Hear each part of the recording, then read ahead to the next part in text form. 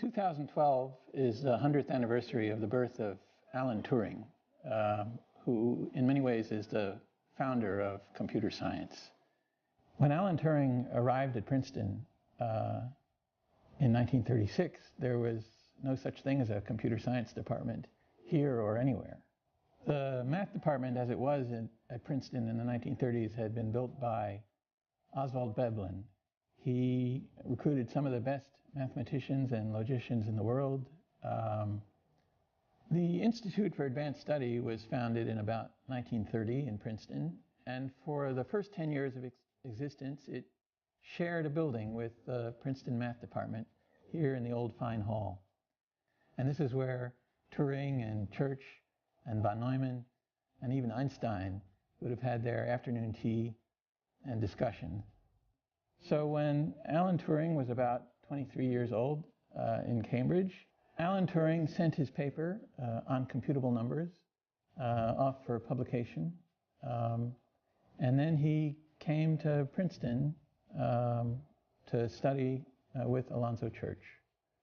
Turing's paper in 1936 was so revolutionary that very few people understood it. Alonzo Church understood it at Princeton, and Kurt Gödel, but these were geniuses.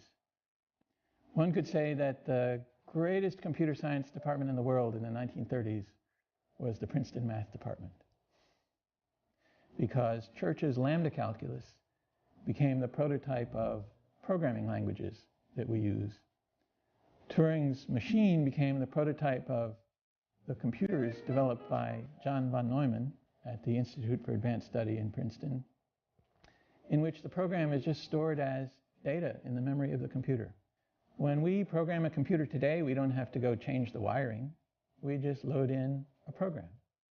And that concept goes back through von Neumann to Turing, and in some ways, all the way back to Kurt Gödel in 1931.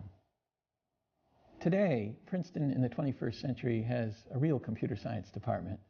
It is one of the great computer science departments of the world.